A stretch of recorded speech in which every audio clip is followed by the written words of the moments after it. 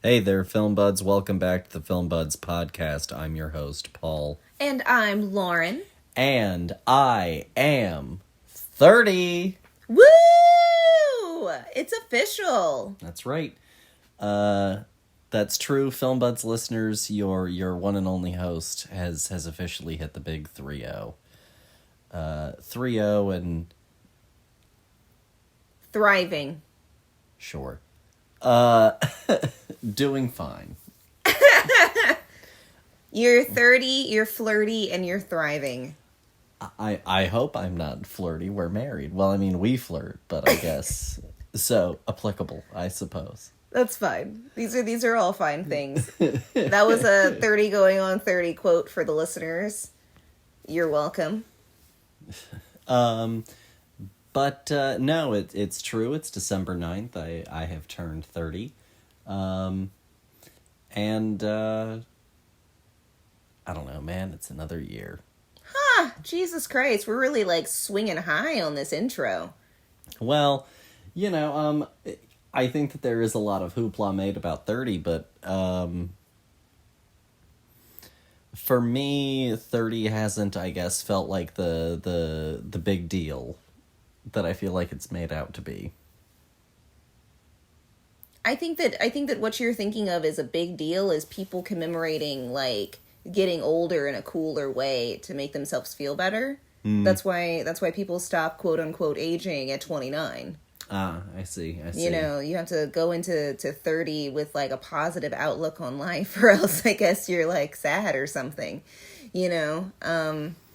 One of my coworkers said that 30 was fine. 31 for her hit her like a brick for whatever reason. Well, because it's not as fun as 30. Again, you're like back into the decades. Yeah. You know, the next big one, I guess, could be 35, but it's really going to be 40. So now you have to wait like a whole nother decade. No, I see what you mean. Whereas I feel like the entirety of your 20s is like celebrated with this kind of like, you're still young until you're 30. No, you make very fair points with that. And like it's not that like I'm dour on 30 at all, you know, but I'm like, here we go again. You know. I feel like somebody would call that, I guess, dour, but I mean, you know, to each their own. You're coming at it with mild indifference to just whatever. The march of time, I suppose. Yeah, I guess that's fair. You're definitely not looking at it in a way that is like upbeat.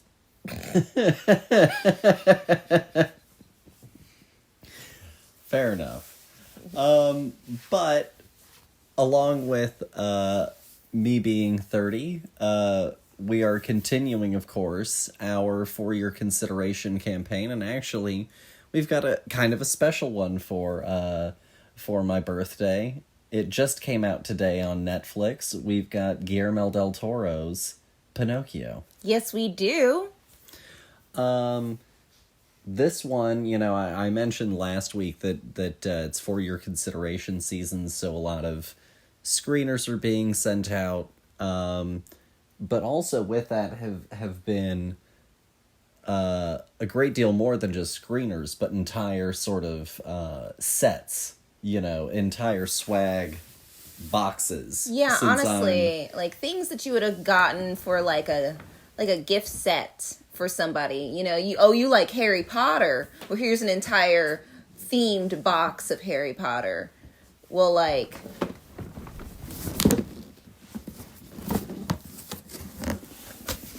all of this sound, dear listener, is the sound of the box. yeah. I mean, it's got other goodies in it, it looks like. Oh, but, yeah, I also just tucked away some other screeners in it because... It's an enormous box. It's absolutely enormous. I think that this is the size of box that I would get like a pair of like knee-high boots in. Oh, yeah, like, you know, a pair like Jordans can fit in this bad boy. Yeah, for Shaquille O'Neal. This box is enormous. A pair of Jordans, he says. For a clown. This box is 2 feet long. There are feet. people with huge feet. No, yeah, Shaquille O'Neal. It came with, of course, a screener for the film, but then it also had a packet of some hot chocolate. It has some screeners, or not screeners, but some little soundtrack for your consideration samples. One for the score. One. I think that's the entire score, and then we've got very specifically the best song nominee on a totally different disc. Mm-hmm. Is it also on this one as well? No, I think that bad boy is, like you said, just full score. Yeah, I think it is. Which is fine. I think that the score is great. And last but not least, an absolute gargantuan book. I mean, this thing is so heavy that I could plausibly smack the hell out of somebody with this thing. Oh gosh, honestly, can you swing it is the thing. You could totally drop that thing on somebody, but having the arm strength to swing that thing into another individual, it's hefty. That thing is like a 10-pound book. It's like frying pan weight. So it was quite the presentation, and not at all what I was expecting one day when I got home and found this incredibly vibrantly blue box. Yeah, it's almost like a royal blue. That's what I was thinking. Yeah, it's got an indigo undertones to it. It's very purpley. And once I got it, I was like, you know what, it'll be the perfect thing to bring to y'all, and especially since it was coming out on my birthday, I was like, what better thing to do for our For Your Consideration month than Pinocchio. I mean, look at us, really ahead of the game, for the first time in forever. You're welcome. What a beautiful accident. That's fantastic. You're funny. And I guess without any further ado, we should just actually no. Before we, I guess, go ahead and jump into the movie directly, I wanted to bring this up last week, and I didn't. So far, based on what we have seen, I mean, we've got a mountain. I mean, I feel like at some point we need to count all of them that we get. Once they finally stop coming, we need to just write, maybe not write them all down. Maybe we will write them down, but we need to get a count. No, for sure. But based on what we have seen,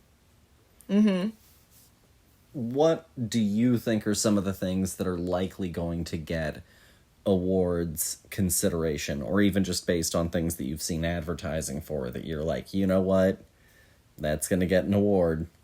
I guess the things that we've gotten screeners for that I've even heard of, Pinocchio, obviously it's a Guillermo del Toro film. Come on, guys, it's easy winnings here. You've already got the name recognition right there, slap on the label. It's Guillermo del Toro's Pinocchio. Yeah. That's how it's labeled in IMDb, which I find hysterical. It's probably to differentiate it from the one that came out this year. Oh my gosh, is there another? Oh, the Disney one. With Tom Hanks, yeah. Oh.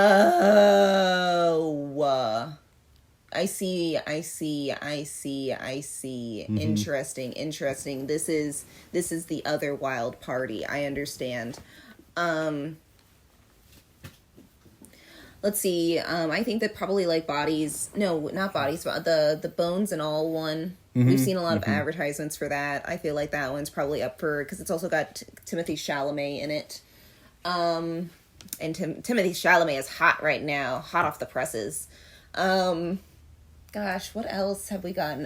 The White Noise thing. Well, I haven't even heard anything of that, but they really gave us the box, and so now I gotta know what's hiding behind all that budget.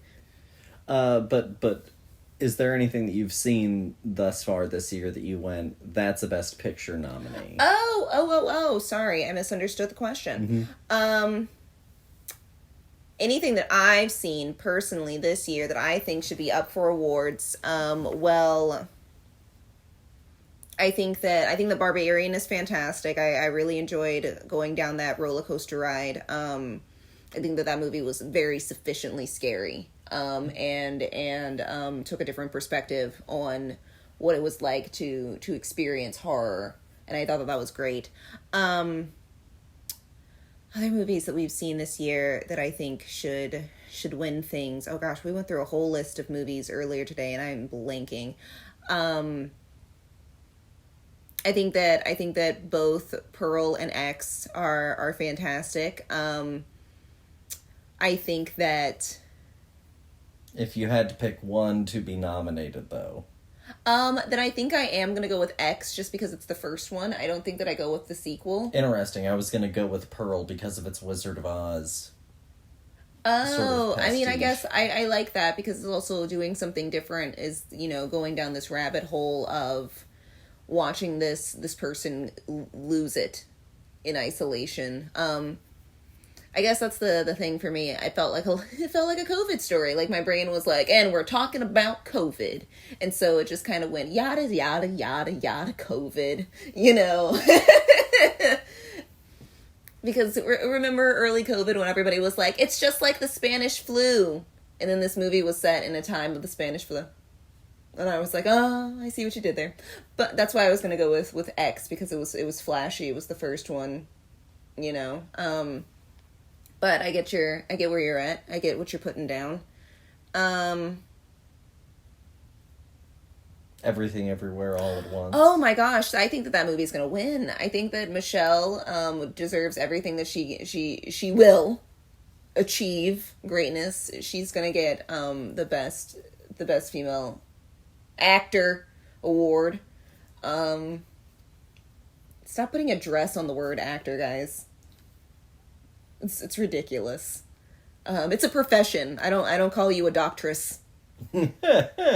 You're a doctor. You earned that title. Let me earn mine. A nurses. A nursetress. Everybody's a waitress. We've got our pilot and we've got our pilotress. Mm-hmm. It sounds it's too much. It's messy. They're all actors. Our soldier and our soldieress. Let's stop putting a dress on everything. It's offensive. Oh gosh. No. Yeah, I think that Everything Everywhere All at Once was. I think that might be my favorite movie of the year. I thought that movie was so weird, but in the best kind of way, and still managed to mold all of that weirdness into a cohesive story that still made you really feel at the end of it. I thought that's a movie that I think that is also, even though it is strange, I think that would be my introduction for people into the weird of film. Because it's a safe weird at the end of the day. Because it's got Jamie Lee Curtis in it. Whose mom doesn't want to see Jamie Lee Curtis in something? I know my mom does. Let's see. Name another one. The Batman. Oh, the Batman was great. Batman's doing good. I really enjoyed the Batman a lot. I do not know, I guess, how well it will perform. Maybe in an action. It'll probably get some technical awards. That's what I was cinematography, thinking. Something like that. Because of all those really bitchin' shots, of the one where it's the whipsaw around the car with at the tire level, with it's great. It's a great shot. It really feels, it's an angle that you just don't get. Really immersive. Banshees of Inisherin, I think, is going to be something that gets nominated. Even though we haven't seen it, I think that's going to be something that gets nominated. Oh, I think that doesn't Dune already did Dune come out this year? That was last year. Oh, see, I can't even keep track.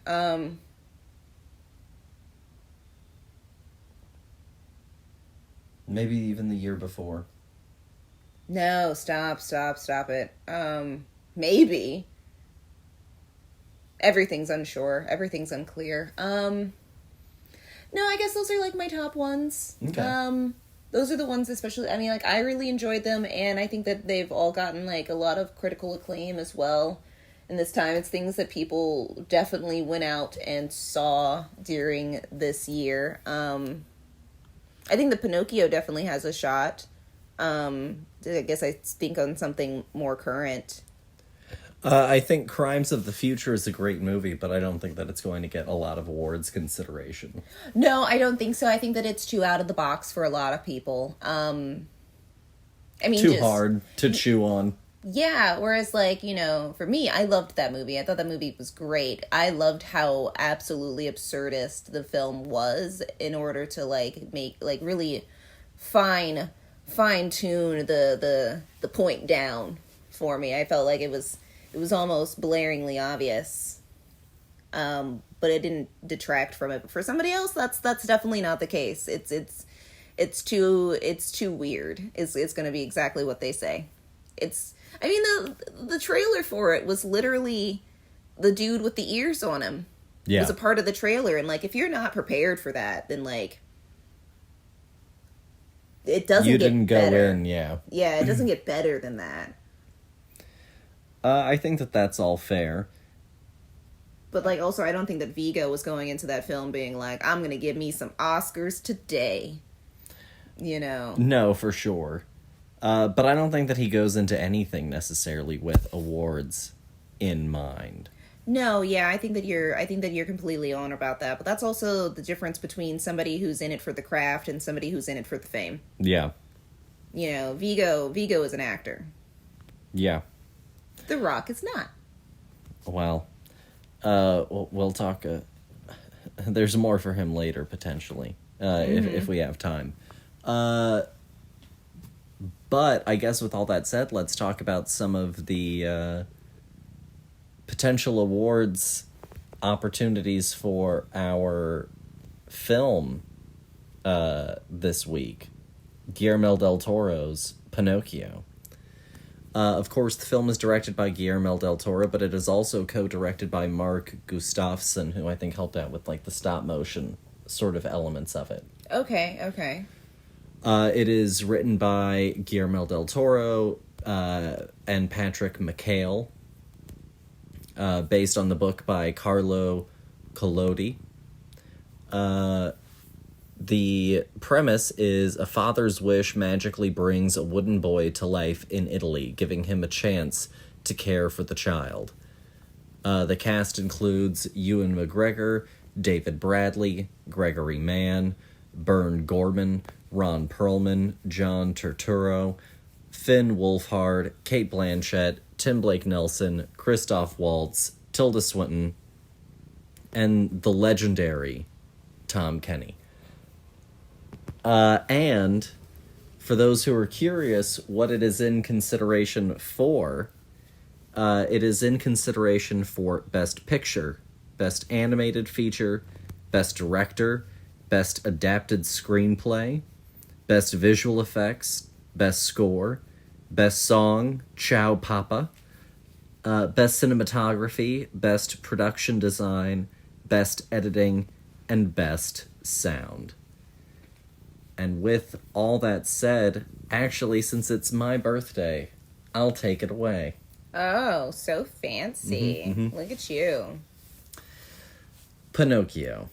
Well, first off, my familiarity with, I guess, the story of Pinocchio, the wooden boy who ends up in the belly of the whale, is largely, of course, based on the Disney cartoon. I think, like most modern American children, you know, it's based in the Disney cartoon. That's the version that a lot of us first grow up with, are exposed to, because especially, you know, in the VHS era. Oh yeah. And the movies on TV era, you know, Pinocchio showed up and you'd go to people's house, you know, your aunt's house, and there would be Pinocchio, and so Pinocchio was that's where I was exposed to it. It was never one of my favorites. It was never one that I gravitated toward. You know, if there was other options, I would watch those. Pinocchio was not one that I particularly attached myself to. You know, I knew the song. Jiminy Cricket was great. Don't get me wrong. Jiminy Cricket, awesome. The rest of the movie, like, that was kind of my attachment to it as a child.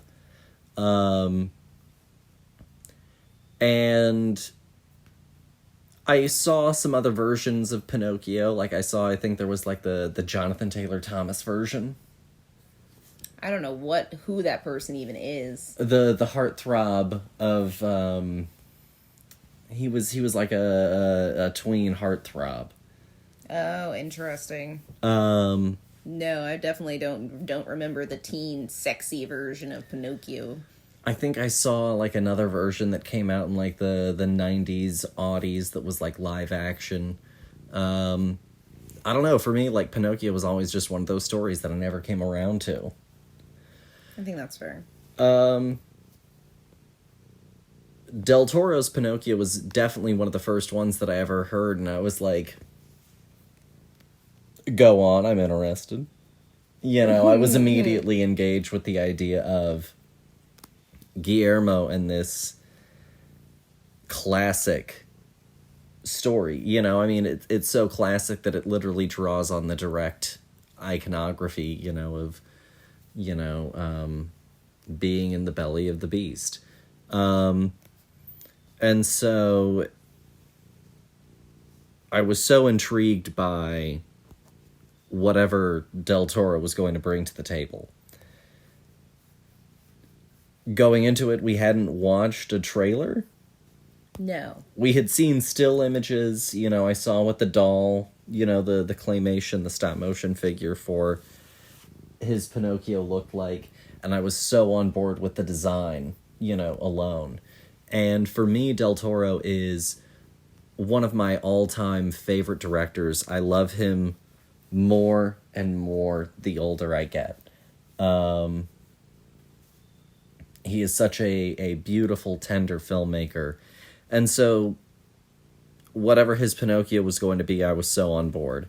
I honestly didn't even really know the cast for this movie going into it. And sitting down and popping it on and watching it, you know, I at first came into it and I was almost a little bit like, this is good. It's even potentially great. You know, but it's not, I think, necessarily...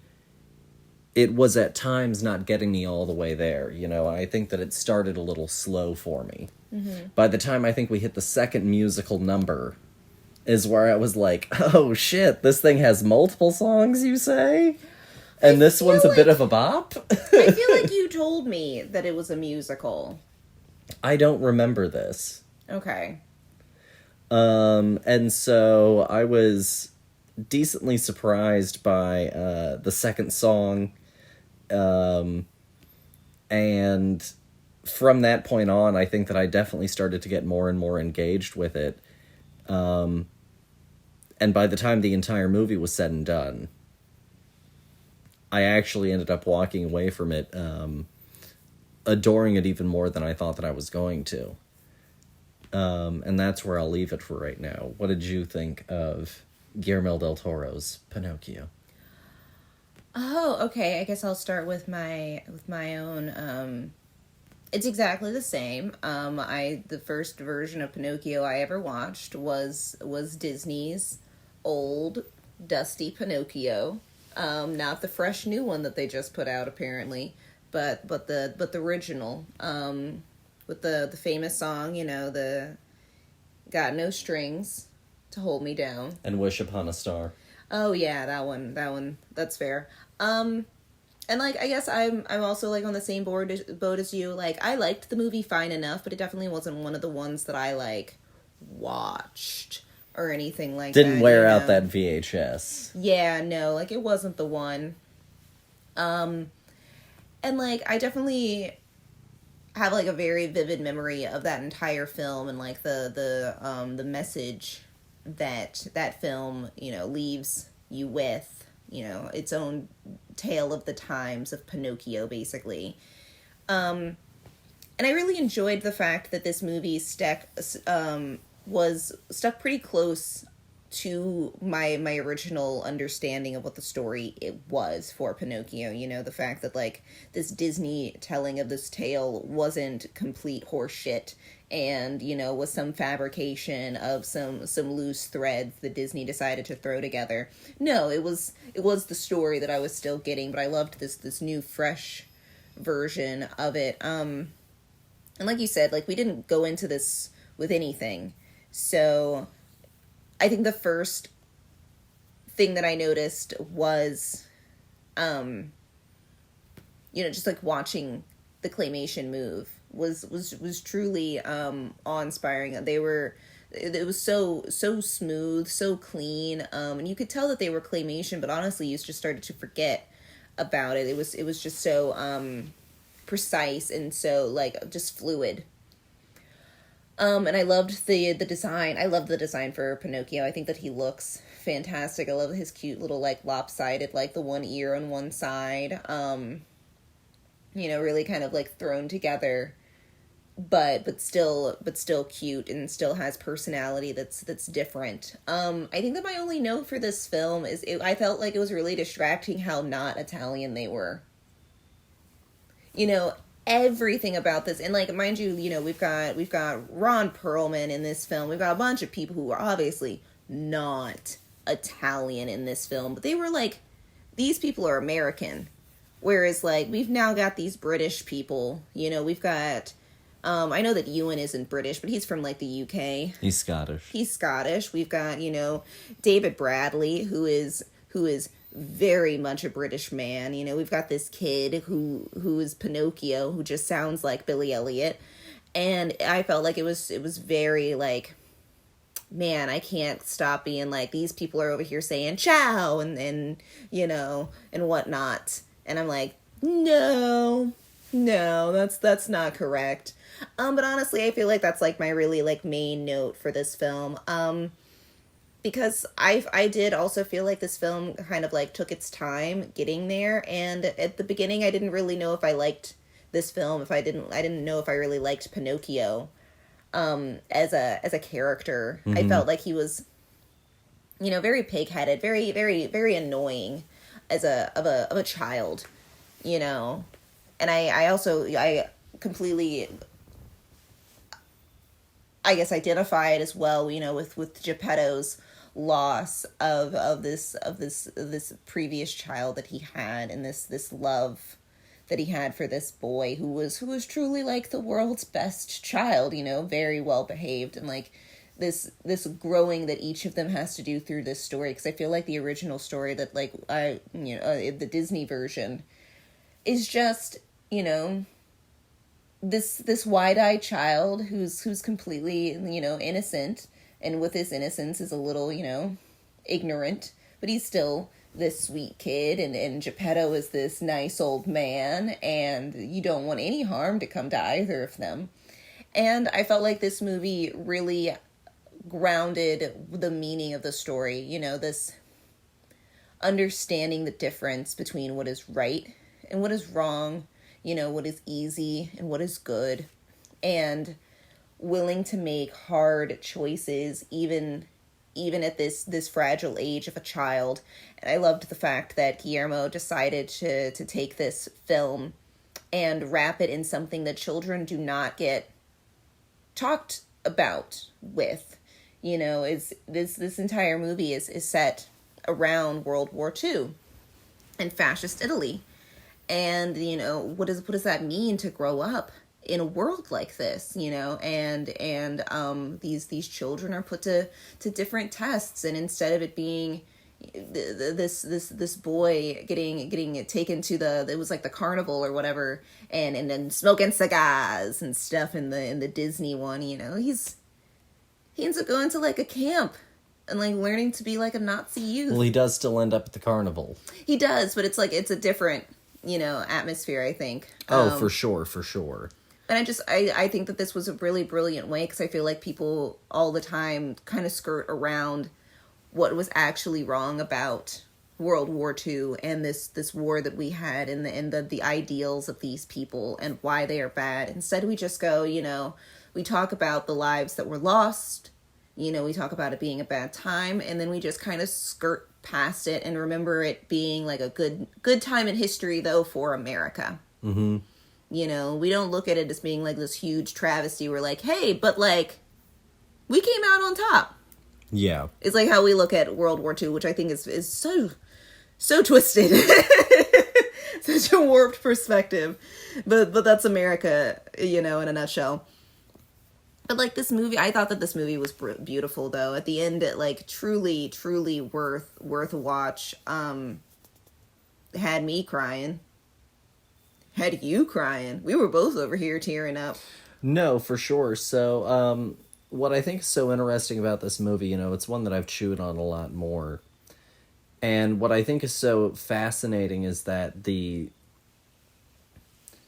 placing it in fascist Italy and essentially making Pinocchio and some of that stuff like our main place of fantasy, where the rest of his world is, by and large, more starkly real. Mm-hmm. Opens it up to this really interesting exploration of, a child in this regime, and how ultimately these influences are being put on children at an early age, whether a parent wants them to or not. Mm-hmm. He sends his child off to school. And that child assuming that everything is going to go the way that it's supposed to. Yeah. And his child ends up learning all of the wrong things, getting engaged with the wrong ideas, hanging out around the wrong people. And it's also because none of the state is functioning right either. And also what's so interesting is that there's this whole thing, is Pinocchio at one point going to be sent off to a military camp, or is he going to be forced into his contractual obligation for the carnival? And what's so interesting is that ultimately it turns out that there's no distinction. Mm-hmm. In the end. The carnival was still kicking up to the state. The state was still funding and deciding what the carnival was doing. Pinocchio's act was all still in service of the state. And ultimately this, very pure capital figure of Volpe ends up, using Pinocchio as this puppet, obviously for his own gains, but also he's kind of a puppet for the state. Mm-hmm. Volpe is, because they're using money. Those are his strings. Mm-hmm. And so it's a fascinating, layered, rich story that is accessible for children, that is in the pure sense of everything that it's about, of fatherhood and childhood, of life, of growing up, of coming of age, and of realizing that time is precious and that you don't have endless amounts of it. And it's all of that, as well as this incredible discussion on fascism and what empowers it and who empowers it. Mm-hmm. And how it also takes hold, in a generation. No, for sure. I loved that you talked about all of the fantasy being circled around Pinocchio himself. The rest of the world is the world. And I think that is such a Guillermo way of thinking about, childhood still having this magical essence to it, and the more reality that is put on our character, the less fantasy that really happens. The fantasy, the things that were fanciful about the fantasy are stripped away, and we're left with the reality of, even though it is fanciful, these things still have stakes and consequences. And I think that those are great lessons in such a nice way for Guillermo to put them in, and it reminds me a lot of Pan's Labyrinth. As we focus on this child who goes on this magical adventure through, these very dark and twisted fairy tale like escapades, and ends up, in this bittersweet ending. And I think that this is also very similar to that. But it's and again, it's like I said, I guess it's topics that children don't get a lot of access to, because we think that if they're happy all the time, then that's good. Happy is the most important of the emotions, and any other emotion that you experience is either bad or should be stopped, pushed down. Don't even worry about it. If you don't think about it, it'll go away, and then you'll be happy again. Whereas Guillermo doesn't like to live in happy. He likes to live in sorrow and in true, pure, joy. And I think that this movie has both of those things in it. It has the triumphs and the sads, the bittersweets. Yeah, and it leaves on this our narrator makes this note, I haven't heard of him in a while. And ultimately, the way that the movie ends, there is this kind of mystery over the finality of Pinocchio, but also you don't always get to know how everyone's story perfectly ends either. You learn the ending of some of our characters, but some of our other characters, and in particular Pinocchio, you are left with this lingering question of what did come next, but it also doesn't necessarily matter. No, yeah, because also I think that this story does a brilliant way of ending without it being, and they lived happily ever after. Because I think that that's a hard truth to learn after a lifetime of being, told that happily ever after exists. If you that's all you watch as a child, is all of these things that wrap up in a nice pretty bow. Then when reality hits, it's going to hit like a truck. And I think that this movie is a great way of easing into harder topics without it feeling disconnected from childhood as well. No, and I think that it also does a great job of telling the emotional story that it wants throughout the movie visually, not dissimilarly to Up. And I think eventually, especially the final act of the movie, very much conveys a lot of complex emotional feelings in very clear visual language. And that's also just, I think, one of the strong suits of the movie overall. The first time we meet Pinocchio, he's almost like this ambling corpse, like but also not dissimilar to a deer on unsteady legs. It's this gangly, awkward walk. Yeah, because also, he's alive, but that doesn't mean that he knows at all what it means to be human at this point. So he's just moving his body for, the first time. Literally, what are these impulses, doing what babies do, but in a much bigger frame, so it's also way more awkward to watch. No, it definitely borderlined on very creepy, which is just creepy, but also it's sometimes physical comedy. The way that he would tumble. And I think that Guillermo, one of the benefits of stop motion, circling around this and some of the practicality aspects of it, I think one of the things that stop motion has is a great physical sense of gravity, of things hitting, things smashing. It has that great tactile, textural nature. Well, it's because it is real. It is something that somebody was touching with their hands. I think that you can't separate that, but I think that, when you start to put that into a 2D dimension, it's harder. Mm-hmm. Because also we're 3-dimensional creatures. Yeah. I think that we can also understand 3D, better because it is a medium that we live our entire lives in. No, absolutely. And I love the way that it reads, even when we can go in and create all of these incredible, 3D animated worlds. I think the only thing that is like not true stop motion that comes the closest to doing it in a 3D animated context is the Lego movies. Because they took so much time to make it look like Legos, which made it closer to, again, a stop motion sort of. Yeah, exactly. Because the Legos could only move in so many ways, and so it was. And they have uneven surfaces when you get to that closeness of them.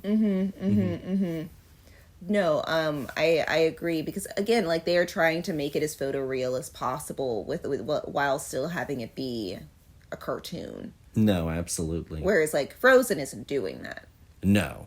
Moana isn't doing that. No. None of the Disney 3D films are doing that. Even WALL-E isn't doing that because it's not supposed to be photoreal. Yeah. On another real quick pivot, I also want to, all the performances are great, but I do really want to especially highlight David Bradley's Geppetto.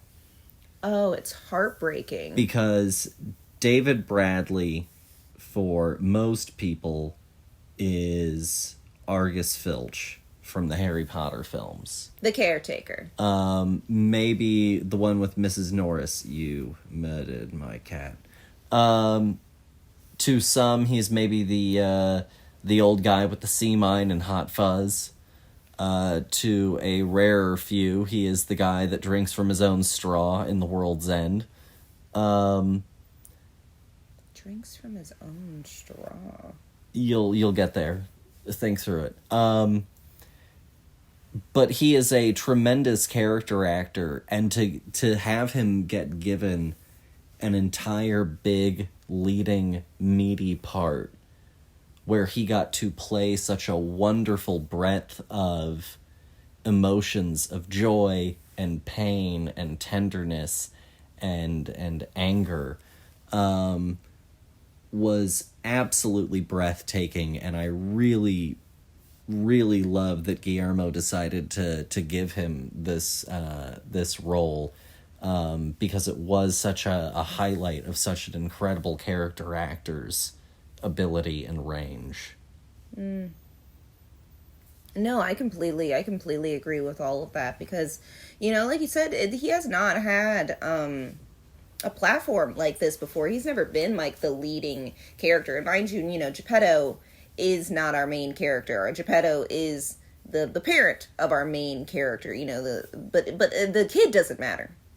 I'm never going to remember Gregory Mann until he's done something more significant than be the voice of Pinocchio. Yeah. I don't know who this child is, but seeing a seasoned actor really get to do something outside of his range, because of with voice acting especially, you can be anything. And no offense to David, he looks like a crouchety old man. And so that's what he ends up playing in every single thing that we see him in. And so this is that. But with all of this love and tenderness behind it. And honestly, I gotta give some props to Ewan. Of course. He also gets one of my favorite jokes. Ewan does. Yeah? He has that song that continually is interrupting. Oh my gosh! Or the running gag of him getting squished. Yeah, just continually squished. But he's and fine, being like, life is pain, No, yeah, exactly. But it's also kind of like the theme of the movie. Mm-hmm. It's all about finding the joy in it. Mm-hmm. No, yeah, I loved how obviously it's Ewan.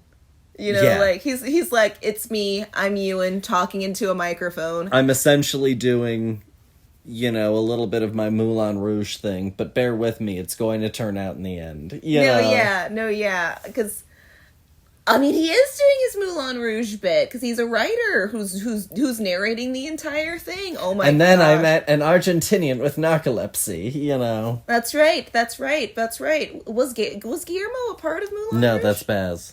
Oh well. I don't know. Guillermo's got an innocent sweetheart. I think that he was also infatuated with Moulin Rouge, just like the rest of society. I mean, and especially Ewan in that movie. I mean, what a heartthrob. Yes, Ewan in that movie. He takes the cake. Forget about Nicole Kidman. She's great in Australia, people. But no, I really thought that he did a great job. I really enjoyed the entire cast. You know, it's an incredible cast that sometimes has the smallest of parts, and they give it their all for however many lines they have. You know, it's truly a movie of no small parts for any of these actors. John Turturro, go and watch this movie, and then you come back and without looking it up, tell me who he played, or even go and look it up, and then you tell me which character that was. Oh my I dare gosh! you. I mean, Cate Blanchett is in this movie. Tell me who. Okay. I defy you to tell me who it is. I mean, honestly. I will tell you who Tom Kenny plays. He plays Mussolini. But again, it doesn't sound like him. That's right. Incredible Well, stuff. I mean, Tom Kenny is a professional voice actor. You know, homie is putting out the work. Oh, Everybody yeah. else said, I came, I saw, I sound like myself. Yeah.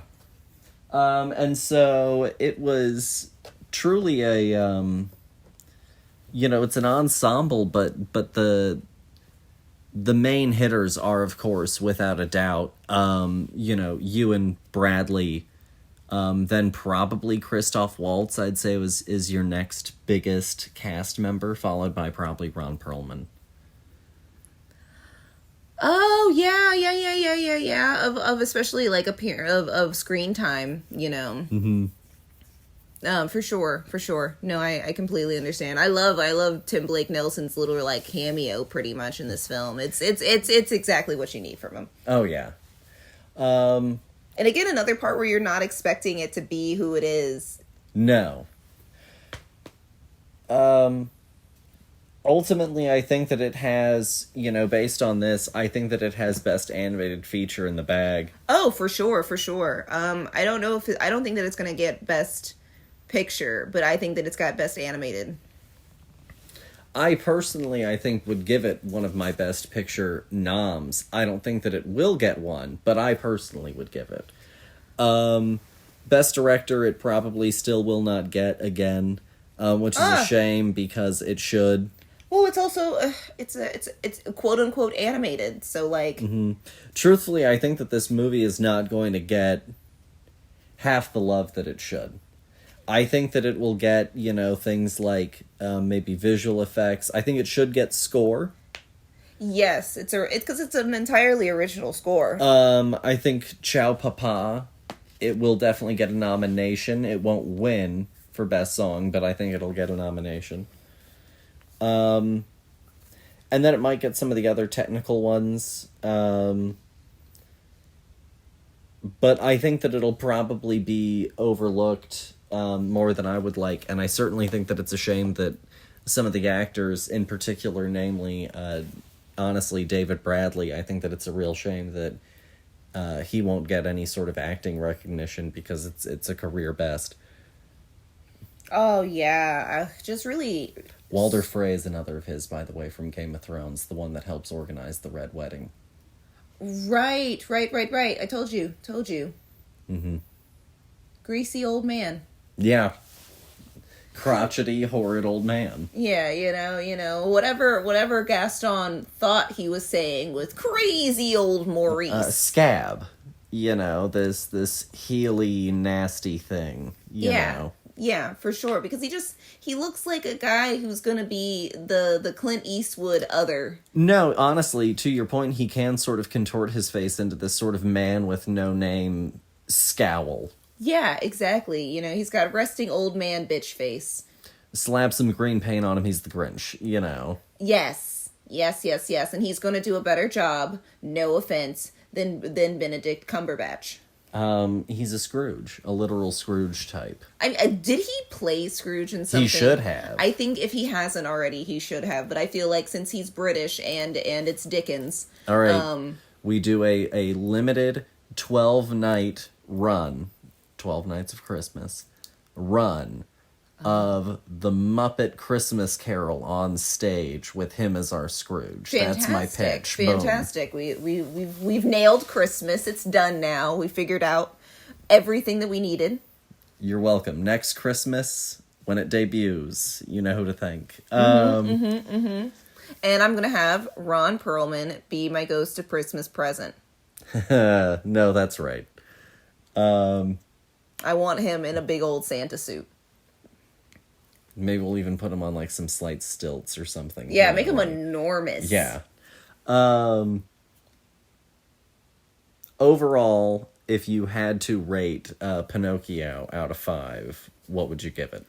I'm going to give Pinocchio, I think, I'm going to give Pinocchio a 4.5. Okay. I think that this movie is quite excellent. I need to re-listen to the songs a bit. I was very distracted by the visual of this movie, just watching this movie to like pay attention to any of the music. But I think that it definitely wins me in the end, and I think that that's where it's getting the little point off. You know, I wasn't there from the beginning, but it got me in the end. I will go 4.5 as well. It is truly so funny too, especially since we have watched so much of him in the last few years. And he's so burned into my brain as a filmmaker to see, you know, the artist go back to the colors that he loves so much on his easel. Oh, yeah. And it's breathtaking watching every one of his movies. Every year that we get one is a true treat. I thought that Nightmare Alley last year was criminally overlooked. I think that he is a beautifully tender human filmmaker, fascinated with dark corners and slightly dirty places and vaguely broken people. And I think that the claymation style, you know, lends itself to exactly his sort of strange, fantastical vision. I think that the movie treads that beautiful line between horror and fantasy like a true fairy tale does. And I think that it's an excellent film. Yeah. I agree with that 100%. And to your point, made me cry. Not just little slight tear, like made me not, you know, I'm not talking weeping, but like solid hit me in the feelings, you know, sitting here crying. Yeah, like it was a quiet cry. Mm-hmm. But there was definitely little... like multiple tears were like flowing kind of deal, you know, like it was a solid cry, but it wasn't ugly. No, but it was a good little meditative cry. Yeah, because it hits you right in the feels, honestly. Like I don't think that there's a person alive right now that the ending of this film wouldn't touch. Yeah. Because I think at the end of the day, the core message is universal. Mm-hmm. And it's a beautiful, wonderful movie. I really can't recommend it enough. And if you're listening to this in your commute, go home and watch it. Yeah, because it's on Netflix today. Right now. You can just put it on. If you're sitting at home listening to this and you've got the free day, stop listening to this now. The rest of our discussion doesn't matter. Go and watch this instead. Yeah. Put on your ex-roommate's Netflix and get to watching this. Because I know you still have their login. Put on your aunt's Netflix. Exactly. Tell Auntie you love her. Tell her that she should also watch Pinocchio. That's right. But no, it's a great movie, and I really highly recommend it. For the last part of our discussion, the main thing that I wanted to bring up was, of course, the big news, the big shakeup from Hollywood Reporter with its claims about DC films. There are reports, that the Patty Jenkins Wonder Woman 3 is not going to be moving forward in its current iteration. There are reports of potentially the Black Adam franchise not moving forward. It's quite the sort of report that they threw out. I definitely would recommend that you go and read it, but essentially the news is James Gunn is planning lots of big changes, is sort of, the boiling down point. Yeah, he said, this is chaos, guys. You're just throwing anything at the wall now. Well, and so James Gunn decided today to address the Hollywood Reporter piece. And he went on to Twitter, and essentially he said, some of it's true, some of it's not, some of it's kind of true. Also, we don't know yet. He was like, we came in and there were certain things in place. Some of it was a very fractured environment. Some of the fan base was very fractured in their opinions on certain things. And so we inherited this thing and are still trying to figure it out. Yeah, because it is a mess. And he was like, and do we have an answer for you yet? No, we're still working on it. We still don't even have answers to questions that we haven't asked yet.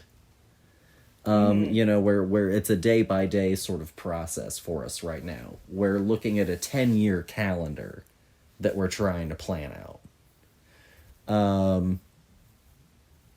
And so that was one of the big things that came out from it. What are your thoughts? I think that they can kind of get a sense of how you think about some of the news. One of the news pieces was also that Aquaman might be over and Momoa might swap to playing Lobo.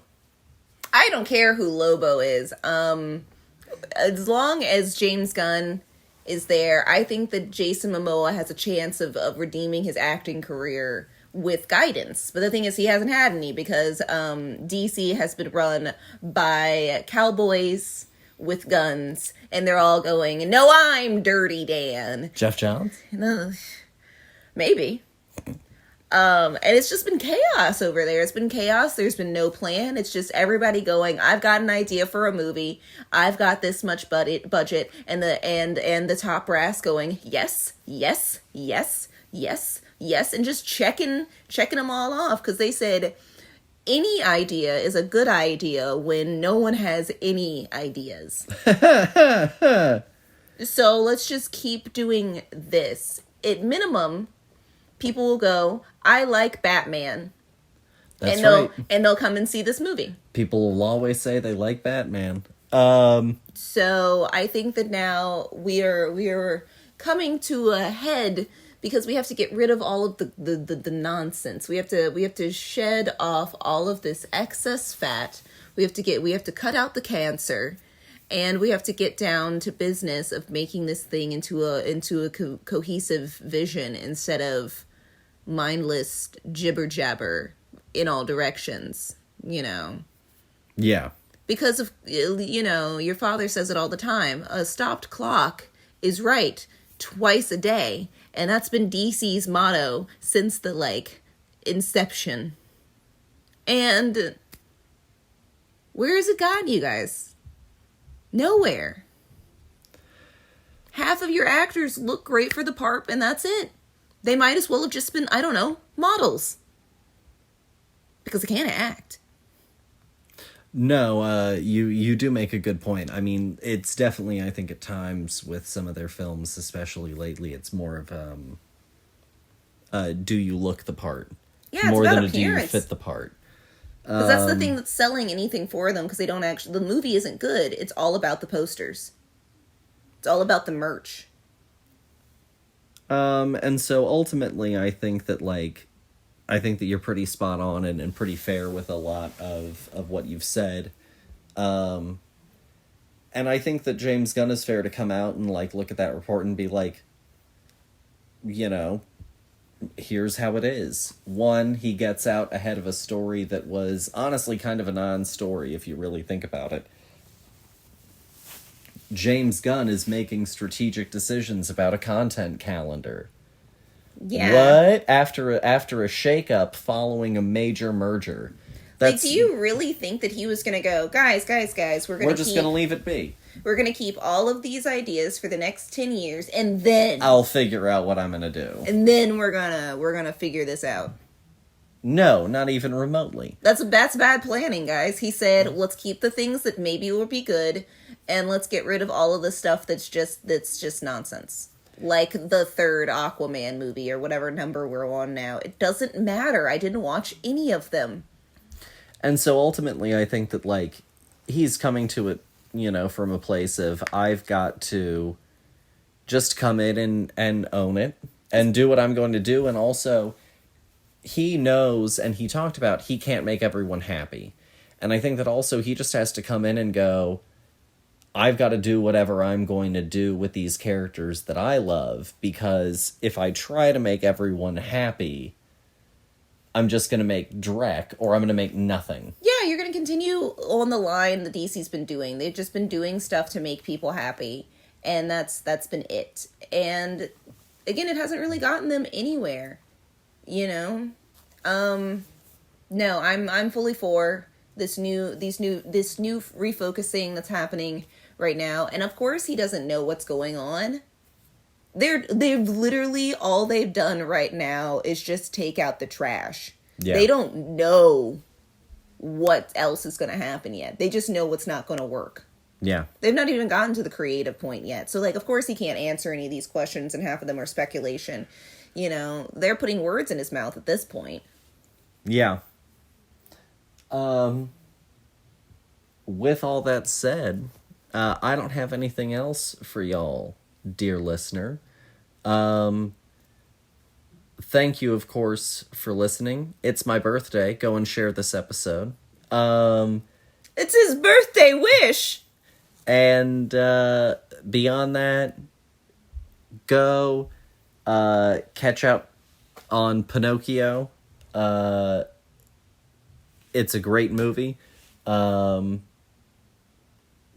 that's pretty much all that I've got for y'all. Enjoy the holiday season. Don't get wrapped up in all the crazy shit. You know, it's easy to do that and get stressed out, you know. Try and enjoy your time off as much as you can. Yes. And for those that don't have any time off, True. You know. True. Set aside some time where you can for yourself, for your loved ones, and for the things that bring you joy. Mm-hmm.